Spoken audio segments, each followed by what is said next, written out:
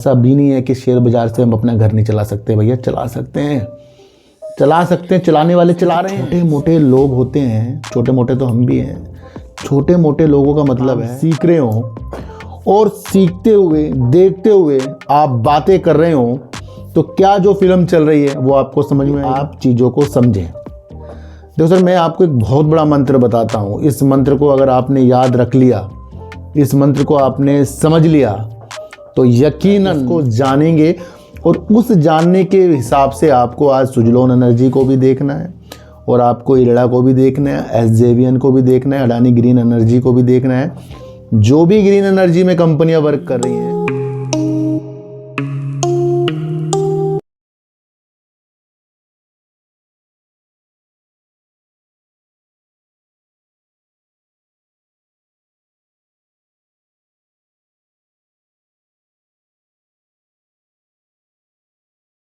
नमस्कार, मैं स्वागत करता हूं आपका अपने ही चैनल पर जिसका नाम है सार्थक बाजार से। आज हम बात करेंगे जिस तरीके से Q3 कंपनियों के आने वाले हैं और कंपनियां अपना बिजनेस के अपडेट दे रही है कि भैया हमने ये Q3 में किया और वहाँ ग्रोथ देखने को मिल रही है ना। अलग अलग कंपनियां अपने बारे में अपडेट दे रही है। इसी में से एक कंपनी है यस बैंक। तो आज हम यस बैंक का जो अपडेट आया उसके बारे में चीज़ों को आज हम समझेंगे और बात करेंगे एनटीपीसी ग्रीन एनर्जी के बारे में, क्योंकि उसने एक 1000 मेगावाट की जो अपनी परियोजना है, उत्तर प्रदेश की एक प्रोजेक्ट है, वहाँ से उसने एक रिवर्स नीलामी से कुछ बोलियां लगाकर जीती। तो उससे एनटीपीसी ग्रीन एनर्जी की क्षमता का जो विस्तार हुआ है होगा उसके बारे में हम आज बात करेंगे। उसकी पिछली और अगली चीज़ों को समझेंगे और देश की जो रिन्यूएबल एनर्जी की क्षमता है उसको जानेंगे और उस जानने के हिसाब से आपको आज सुजलोन एनर्जी को भी देखना है और आपको इरेडा को भी देखना है, एसजेवीएन को भी देखना है, अडानी ग्रीन एनर्जी को भी देखना है। जो भी ग्रीन एनर्जी में कंपनियां वर्क कर रही हैं उनकी चीज़ों को ऑब्जर्व करना है। तो आज हम उसके बारे में भी बातचीत करेंगे। कल की वीडियो में काफ़ी अच्छा रेस्पॉन्स मिला है और कल आपको देश के अंदर टेक्सटाइल के ऊपर क्या क्या चीज़ें हो रही हैं उसके ऊपर मैंने कल आपके लिए एक विस्तार की चीज़ें बताई और उससे आपको टेक्सटाइल की चीज़ों के बारे में रणनीतियाँ समझाई। और हमने कल ट्राइडेंट के फंडामेंटल को भी चेक किया, उसकी आगे की चीज़ों को भी हमने ऑब्जर्व किया है। तो सर, मेरा जो भी मकसद है वीडियो बनाने का वो इस माध्यम से है कि आप चीज़ों को समझें। देखो सर, मैं आपको एक बहुत बड़ा मंत्र बताता हूँ। इस मंत्र को अगर आपने याद रख लिया, इस मंत्र को आपने समझ लिया तो यकीनन आप बहुत दूर तक के जाएंगे। आपके अंदर वो शक्ति होनी चाहिए कि दूसरों का निरीक्षण करना, उसकी बातों को ध्यान से सुनना और जो वो चीज़ें कर रहा है या जो भी और कोई व्यक्ति कुछ काम कर रहा है, क्या कुछ बोल रहा है, उस चीज़ को अगर आपको ऑब्जर्व करना आ गया, ज़िंदगी बहुत आसान होने वाली है। शेयर बाज़ार के अंदर पैसा बनता कैसे है? जब आप कंपनी की एनालाइज की चीज़ों को समझें, उसे ऑब्जर्व करें। कई बार बोलने से ज़्यादा सोचना, देखना, चुप रहना और चुप रहकर ऑब्जर्व करना आपकी चीज़ों को बहुत अच्छा कर देगा। ध्यान रखना, जितनी भी ज़्यादा आप फिल्में देखते हो, पढ़ते हो, ट्यूशन हो आपकी, कोचिंग हो आपका, या आप कोई काम सीख रहे हो और सीखते हुए देखते हुए आप बातें कर रहे हो तो क्या जो फिल्म चल रही है वो आपको समझ में आएगी। जो कोई आपको कुछ सिखा रहा है क्या वो आपको समझ में आएगा? तो क्या होता है? चुप रहना, ऑब्जर्व करना। जिस दिन आपने अपने ऑब्जर्व को ज़्यादा से ज़्यादा बढ़ा लिया, शक्तियों को बढ़ा लिया, यकीनन चीज़ें आपको समझने आने वाली है। आपकी बाइक ख़राब हो जाए, आप जब अपने उसे गाड़ी सही कराने जाते हो तो वो उसकी एक चीज़ पकड़ ले, एकदम सही करके आपको पकड़ा देगा। क्या आप वो कर सकते हो? क्यों? क्योंकि हमने उस चीज़ की प्रैक्टिस नहीं की है, हमने उस चीज़ को ऑब्जर्व नहीं किया है। आप रोज़ अपनी गाड़ी ख़राब करो और रोज़ सही कराने पहुंच जाओ, चुपचाप देखते रहो बैठकर। महीने 2 महीने में आपको खुद ब खुद पता लग जाएगा कि भैया ये ऐसे करता था, वैसे करता था।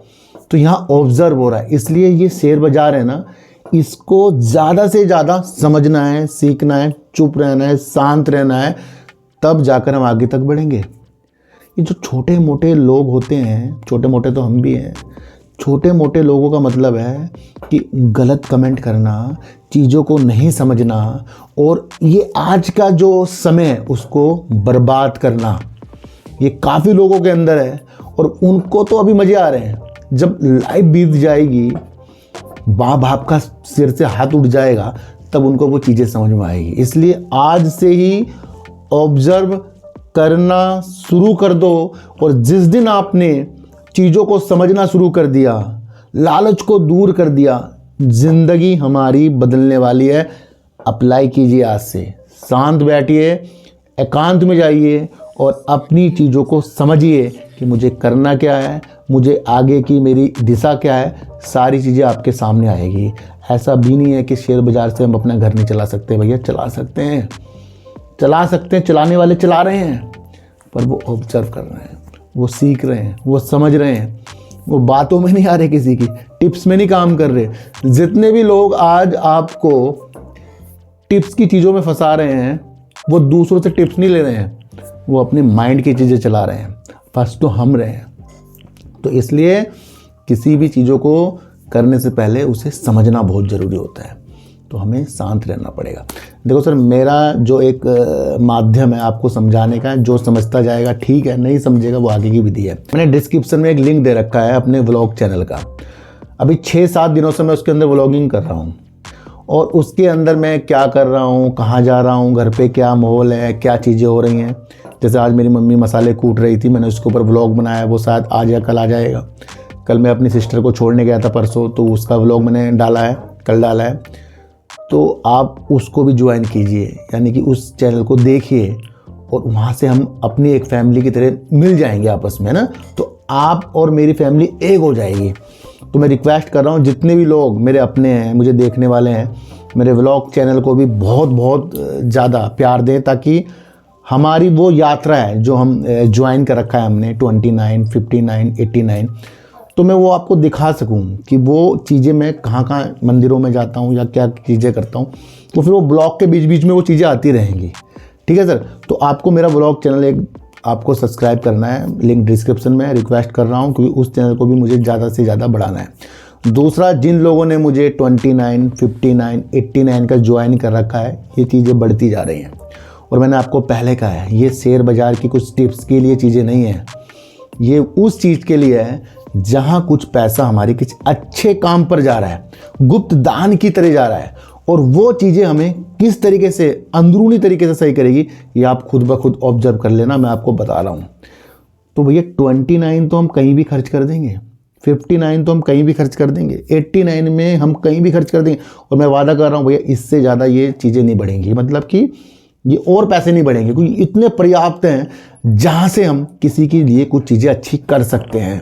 तो मेरे हाथ जोड़कर रिक्वेस्ट है, ये जो ज्वाइन का बटन है ना, काफ़ी लोग कंटिन्यू इसको बढ़ाते जा रहे हैं। होता कुछ नहीं है उन पैसों में, लेकिन जब इकट्ठे हो जाते हैं ना, तब जाकर वो मज़ा आता है उसका, कि जब किसी के लिए वो चीज़ें हो जाती हैं। तो ज्वाइन बटन आपके सामने, टिप्स के लिए नहीं है, मैं फिर बता रहा हूँ, वो किसी गुप्त दान के लिए है। उन चीज़ों को जो समझेगा वो काफ़ी आगे तक जाएगा। देखो सर, आज हम NTPC को समझेंगे, यानी कि उसकी ग्रीन एनर्जी की क्षमता को समझेंगे, और उसकी क्षमता से धीरे धीरे धीरे हमारी परतें आगे के लिए खुलती जाएंगी। देश के अंदर अगर हम चीज़ें देखें तो अक्षय ऊर्जा के अंदर 2024 में बढ़ोतरी हुई है, और ये बढ़ोतरी करीब 200 गीगावाट तक से भी ज़्यादा पहुंचने की उम्मीद हो गई है। वर्तमान में हमारी क्षमता 200 गीगावाट से थोड़ी सी ज़्यादा है, गीगावाट तक है, और 205 गीगावाट तक भी जल्दी से ये हो जाएगी। हमारे देश का लक्ष्य क्या है? 2030 तक के 500 गीगावाट का है।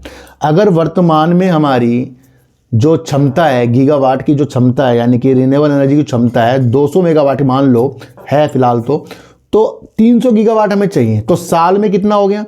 50 गीगावाट हमें करना पड़ेगा, सारी कंपनियों को मिलाकर, चाहे वो सरकारी हो प्राइवेट हो।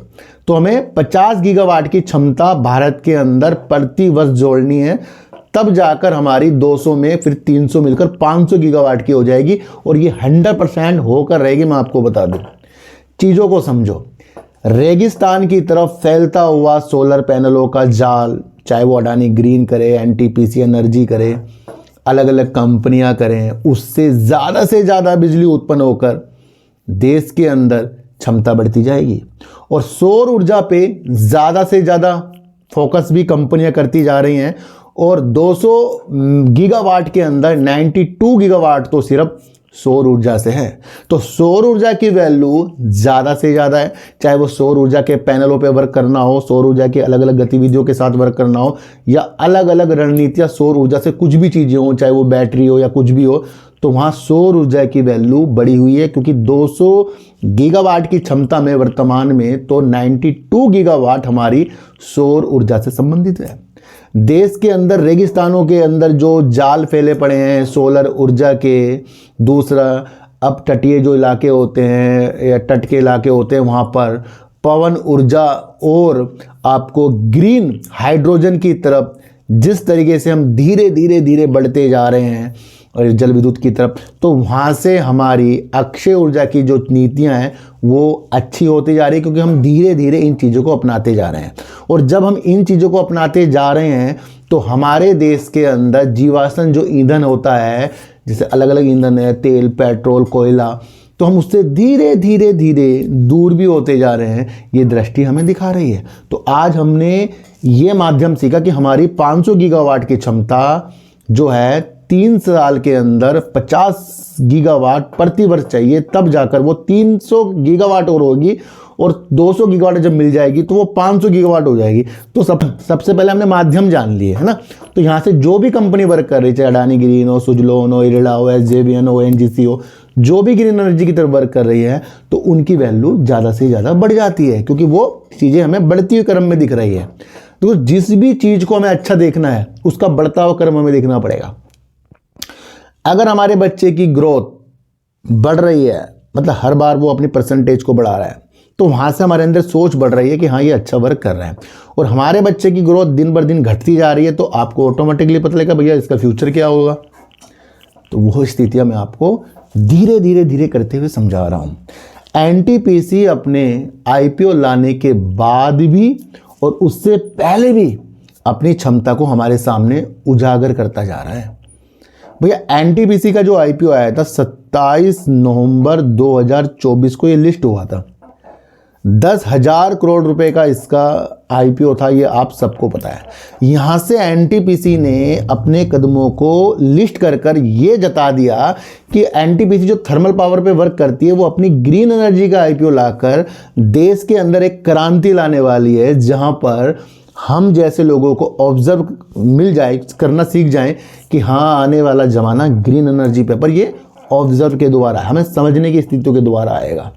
2032 तक एनटीपीसी ग्रीन एनर्जी की जो क्षमता बढ़ाने की है मौजूदा से करीब 60 गीगावाट तक के बढ़ाने की है। अब आप ये देखो 60 गीगावाट 2032 तक, तो एनटीपीसी ग्रीन एनर्जी करने की तुलना के साथ चल रहा है ना। तो लक्ष्य को प्राप्त करने के लिए एनटीपीसी ग्रीन एनर्जी जो लिस्ट हुआ है वो अपनी चीज़ों को अब हमें ऑर्डरों के द्वारा या इससे पहले जो इसने ज्वाइंट वेंचर किए हैं, काफ़ी किए हैं, चाहे वो ओएनजीसी हो, चाहे वो वहाँ पर एक कंपनी महाप्रीट हो, तो उसके साथ भी जो इसने अपनी क्षमता को बढ़ाने के लिए पार्टनरशिप की हुई है, वहाँ पर वो अपनी क्षमता को बढ़ाता जाएगा। एनटीपीसी ने यानी इसकी ग्रीन एनर्जी ने आईपीओ से पहले ही एक महाप्रीट कंपनी है उसके साथ समझौते किए और महाराष्ट्र और कुछ राज्यों के लिए करीब 10 गीगावाट की जो अक्षय ऊर्जा स्थापित करने के लिए, क्षमता बढ़ाने के लिए वर्क किए हैं।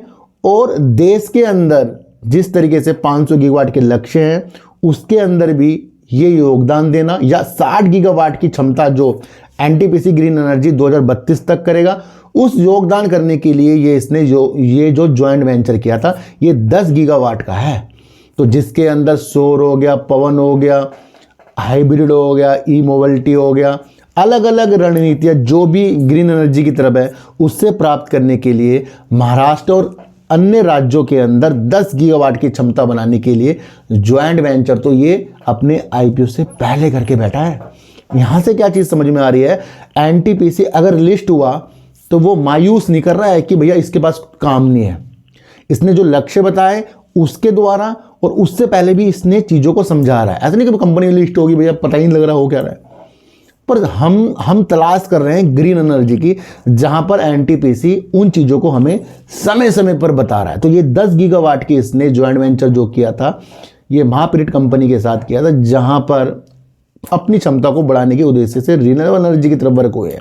तो ये भी आपको चीज़ें समझनी है। और अभी एक न्यूज़ निकलकर ये भी आई है कि एनटीपीसी अपने कदमों को बढ़ाने के लिए ओएनजीसी के साथ भी इसने 50-50% का एक पार्टनरशिप की जॉइंट वेंचर किया है, जहां पर एनटीपीसी ग्रीन एनर्जी और ओएनजीसी ग्रीन एनर्जी दोनों मिलकर देश के अंदर एक पार्टनरशिप इन्होंने जो जॉइंट वेंचर के साथ की, जो 50-50% के, जहां पर सौर ऊर्जा, पवन ऊर्जा, स्टोरेज, ई मोबिलिटी, अन्य चीज़ों से इसने भी ओएनजीसी के साथ बढ़ते कदमों के लिए अपने विस्तार की योजना बना रखी है। और दोनों मिलकर भाई ग्रीन हाइड्रोजन के ऊपर भी वर्क करेंगे। तो हमने एक ये चीज़ एनटीपीसी से सीख ली है, यानी ग्रीन एनर्जी सीख ली है, ये अपनी और अपनी सहायक कंपनियों के द्वारा अपनी क्षमता को 60 गीगावाट तक पहुंचाने के लिए 2032 तक कड़े कदमों के साथ आगे बढ़ रहा है, यानी कि अलग अलग रणनीतियों के साथ आगे बढ़ रहा है, जहां पर ये अपने लक्ष्य को प्राप्त करके हमें दिखाएगा। तो एनटीपीसी ग्रीन एनर्जी की इन सारी चीज़ों से आपको और चीज़ें भी समझनी चाहिए कि भाई 500 गीगावाट तो सिर्फ ये तो नहीं करेगी, और भी कंपनियां करेगी। तो विस्तार आप जितना ज़्यादा सोचते जाएंगे उतना ज़्यादा आप आगे बढ़ते जाएंगे, है ना। तो ये भी आपको समझना है। अभी हाल ही के दिन एक न्यूज़ देखने को मिली, जहाँ पर सौर ऊर्जा प्रोजेक्ट के लिए इसने 1000 मेगावाट का जो इसने नीलामी जीती है, वो जीती है उत्तर प्रदेश पावर कॉरपोरेशन के द्वारा। तो वहाँ से भी आपको समझना चाहिए कि इसने उत्तर प्रदेश के अंदर सौर ऊर्जा के ऊपर अपने कदमों को बढ़ा लिया है। तो ये हमने आज एनटीपीसी की पिछली न्यूज़, अगली न्यूज़ और ग्रीन एनर्जी के अंदर जो हमारी क्षमता है वो सीख लिया है। यहाँ से मुझे एक उम्मीद हो रही है कि आपको ग्रीन एनर्जी की चीज़ें समझ में आज ज़रूर आई होगी। कमेंट कर देना ना, और मेरा ब्लॉग चैनल सर ज़रूर मैं आज देखूंगा कौन कौन मुझे प्यार करता है और वहाँ पर अपनी हाजिरी लगाता है ना। तो ये भी आपको समझना है। अच्छा, थोड़ा सा इसका फंडामेंटल चेक करेंगे भैया। मार्केट कैप तो 1,08,000 करोड़ रुपए तक की हो गई है एनटीपीसी ग्रीन एनर्जी की, तो ये भी एक अच्छे संकेत हैं। दूसरा, अगर हम हाई देखें तो कंपनी ने 155 रुपये का हाई लगा रखा है। इस वक्त कंपनी का शेयर 128 रुपये करीब का, और लो कंपनी का 112 रुपये करीब का है। सितंबर अभी तो इसका फंडामेंटल ज़्यादा चेक भी नहीं किया जा सकता, क्योंकि अभी तो आईपीओ आया है इसका। फिर भी देखें, सितंबर 2024 में कंपनी ने करीब 1082 करोड़ की सेल्स की, 175 करोड़ कंपनी ने प्रॉफिट कर रही है कंपनी। और अगर इसका हम रिजर्व देखें तो रिजर्व कंपनी के पास है कम 689 करोड़ का इसका पास, यानी कि 690 करोड़ समझ लो रिजर्व है, और 18,044 करोड़ का कंपनी के पास उधार है। तो कंपनी के पास भी उधार भी ज़्यादा है, ये भी आप समझ कर चलना। प्रमोटर की अगर हिस्सेदारी अगर इसके अंदर हम देखें नवंबर 2024 की, क्योंकि अभी तो ये लिस्ट ही हुआ है भैया, अभी तो घटना बढ़ना तो आगे हमें पता लगेगा। तो वहाँ पर सबसे ज़्यादा इसके अंदर आपको प्रमोटर देखने को मिलेंगे, जो है 89.01% प्रमोटर हैं।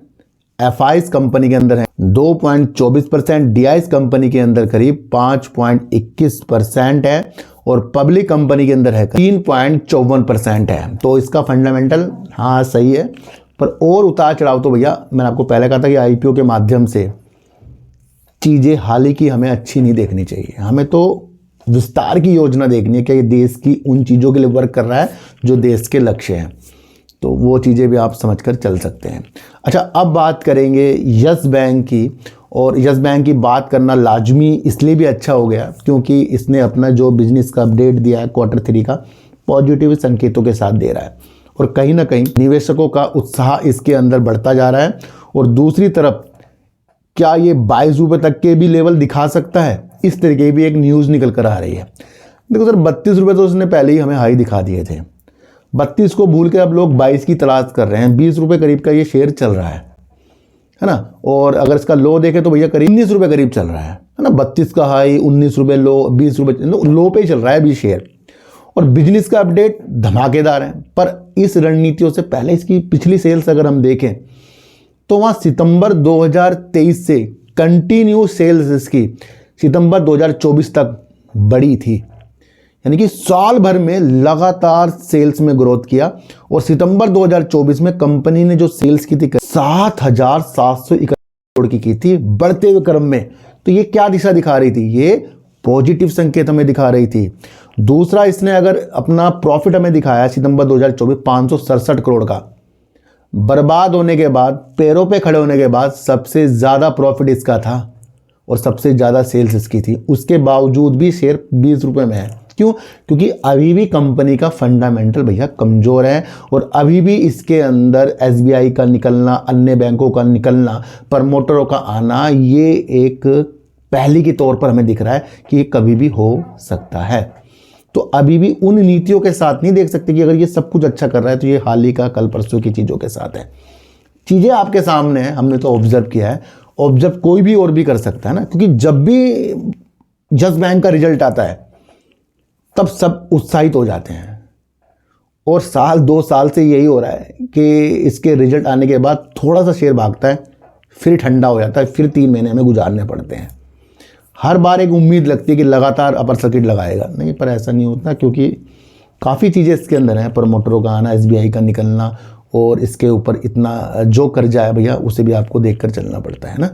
उन सारी स्थितियों को रिजर्व की अगर हम बात करें कंपनी के अंदर है का मात्र रिजर्व है कंपनी के पास। उधार अगर आप देखो ना कंपनी का कितना, 3,46,737 करोड़ रुपए, 3,46,737 करोड़ रुपए उधार है। तो इस स्थितियों को भी तो सही करता जाएगा ना, जाएगा, पहले ये भी आपको समझना है। अच्छा, अगर इसके अंदर हम देखें प्रमोटर, आपको देखने को मिलेंगे, प्रमोटर की न्यूज़ तो आती रहती है, तो वो तो बात की बात हो गई। फिलहाल अगर इसके अंदर देखें तो एफआईज हैं, जो 27% के एफआईज हैं। प्रमोटर की अगर हम बात करें तो कंपनी के अंदर प्रमोटर हैं करीब 30.20% के हैं और सरकार अगर हम देखें नाम मात्र की है जो 0.01% की है। पब्लिक कंपनी के अंदर ज़्यादा है जो 30.38% की है। तो ये इसका हो गया फंडामेंटल। सेल्स ग्रोथ कर रहा है, प्रॉफिट कर रहा है, उधार कंपनी में ज़्यादा है। दूसरा, अभी शेयर होल्डिंग पैटर्न जब प्रमोटर की स्थिति के साथ तो वो अलग बात है। तो ये लंबे समय के विषय हमारे सामने होती है। पर अब इसके जो अपडेट आए हैं, जहाँ पर इसने अपने डिपॉजिट में काफ़ी अच्छे हमें संकेत दिखाए और सालाना दर पर 14.6% की वृद्धि इसने डिपॉजिट में कर दी है। लोन एंड एडवांस के अंदर भी सालाना तौर पर करीब 12.6% की वृद्धि कंपनी के अंदर हुई है। ये एक अपडेट के द्वारा मैं आपको बता रहा हूँ, पूर्णतः जो होगा वो इसके रिजल्ट के द्वारा पता लगेगा। और डिपॉजिट इसकी अगर हम पैसों में बात करें तो 2.77 लाख करोड़ तक के पहुंच गई है, जो पिछले बार की सेम तिमाही के अंदर, पिछले साल की सेम अवधि के अंदर करीब 2.41 लाख करोड़ की थी इनकी डिपॉजिट और अब 2.77 लाख करोड़ की हो गई। तो ये एक अच्छे संकेत दिखा रहा है।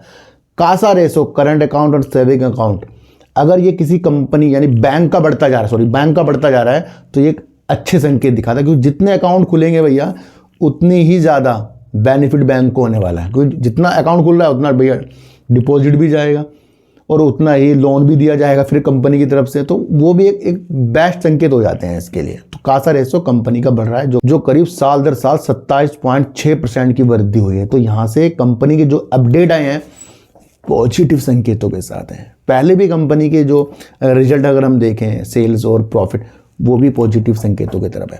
तो सारी चीज़ें आपके पास हैं, किसी भी चीज़ से ज़्यादा उम्मीद नहीं लगानी है। शेयर बाजार के नियम ये कहते हैं, लालच को दूर रखना है, किसी की बातों में नहीं आना है, किसी की टिप्स में भी काम नहीं करना है, चीज़ों को ऑब्जर्व करना है। इसके ऊपर आज जो हमने टॉपिक छेड़ा था, ये टॉपिक बहुत बड़ा है। ज़रूरी नहीं है शेयर बाजार में काम आएगा, ये आपके बिजनेस में भी काम आ सकता है, आपकी फैमिली में भी काम आ सकता है। हर चीज़ों को समझें, सुने पहले, फिर अपनी प्रतिक्रिया को आगे रखें। तो आज हमने एनटीपीसी ग्रीन एनर्जी से अन्य ग्रीन एनर्जी की चीज़ों को भी समझ लिया कि क्या दूसरी कंपनियां वर्क करेंगी, देश के क्या लक्ष्य है।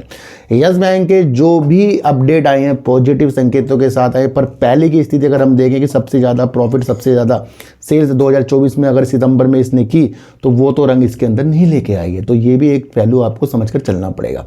32 के पहले भी तक ये पहुँच चुका था और अब इसके 22 के भी जो उम्मीद जताई जा रही है विश्लेषकों के द्वारा, वो अपनी उनकी निजी राय है, पर हमारी राय चीज़ों को समझने की है, ऑब्जर्व करने की है और उन नीतियों के साथ है। किसी की भी बातों में हमें आना नहीं है, चाहे मैं ही क्यों ना हूँ।